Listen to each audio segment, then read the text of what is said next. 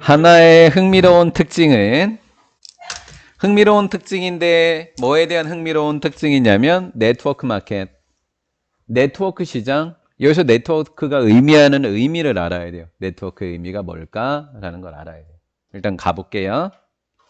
History matters. 역사가 중요하대요. 뭐래? 네트워크 시장의 재미있는 특징은 네트워크 시장의 뭐를 알아야 되는데 역사를 아는 게 중요하다라는 거예요. 그럼 네트워크가 아직 모르니까 뒤에 가서 나 게임 접었어. Famous example, 유명한 예시가 바로 QWERTY 키보드 이렇게 됐어요. 키보드인데 QWERTY 키보드래. 근데 그게 사용되어지는데 당신의 컴퓨터야 라는 거예요. 지금 컴퓨터 있는 사람의 자판을 살펴보시면 진짜 컴퓨터의 자판을 살펴보시면 탭이라고 돼 있는 키 옆에 보면 QWERTY 순서예요. 요 순서라는 거죠. 이게 도대체 무슨 기준으로 생겼냐? 아, 맞아요. 그거. 무슨 기준으로 요 배치를 만들어냈냐라는 거예요. 왜 도대체 알파벳이 이렇게 요 순서로 돼 있는 게 무슨 기준이냐라는 거죠. 그러면 딱 나왔네요. 궁금하니까. 당신은 궁금할지도 모릅니다. 이렇게 딱 나왔겠죠? 그러니까 B가 제일 처음이 됐던 거예요. 이러한 특별할 configuration 이렇게 됐어요. configuration이라는 단어를 꼭 알아두셔야 됩니다. 왜 이러한 특별한 배열이 keys라는 건 키보드의 그 키를 이야기하는 겁니다. 키보드 자판에 이러한 특별한 배열이 심표는 일단 빼고 되었을까? 표준이 되었을까라는 거죠. QWERTY라고 하는 키보드 배열이 왜 도대체 표준이 됐을까라는 거예요. 근데 이 배열이라고 하는 것이 뭐예요? 가지고 있는데 이상한 거잖아요. 지금 우리가 봐도 그렇죠?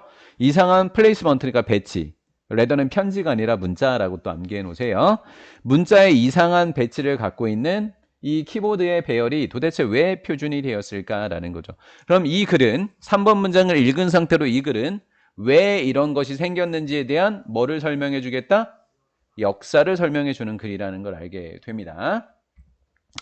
19세기에 있어서 QWERTY 키보드의 배열은 was developed. 처음에 개발되었대요. 19세기에.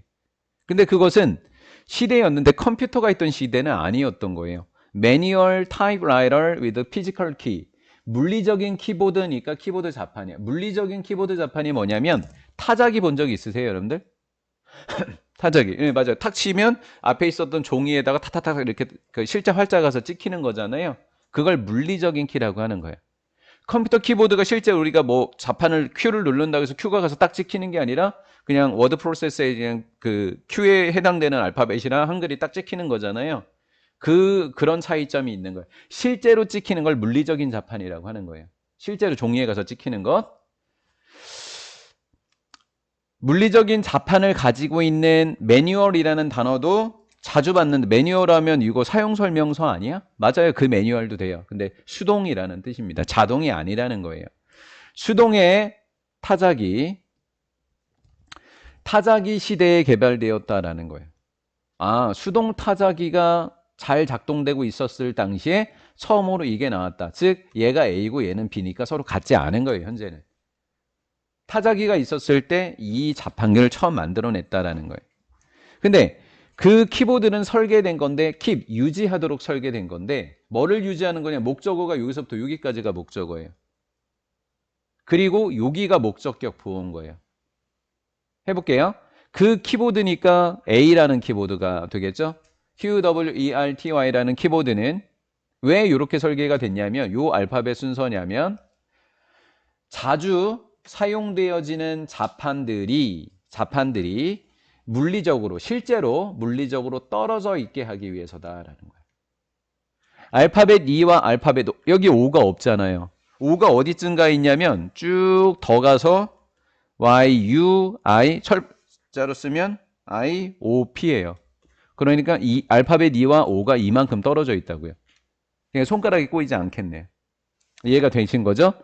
In order to 하면 뭐뭐 하기 위해서라고 번역을 하는 단어가 in order to고요. 그것들은 자주 사용하는 자판, 알파벳 E와 O.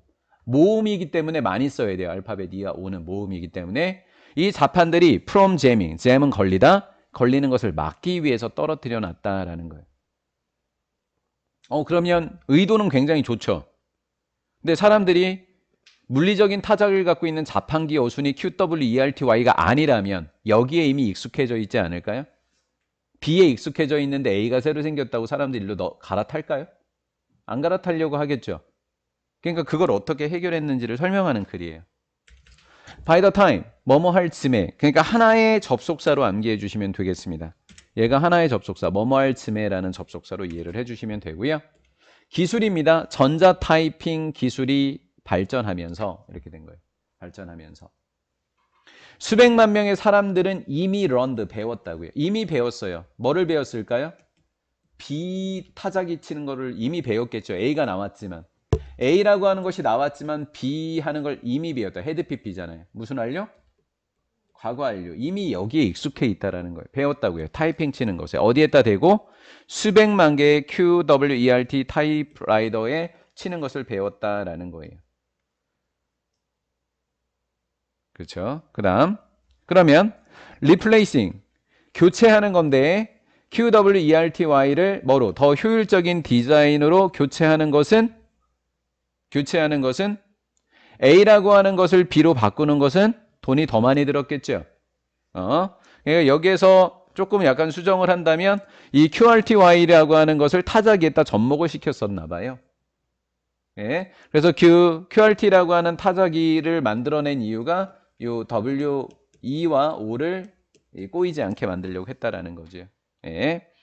그래서 여기에 익숙해져 있었대. 이 사람들이 여기에 익숙해져 있으니까 이 물리적 타자기도 이렇게 바꿨었나 봐요.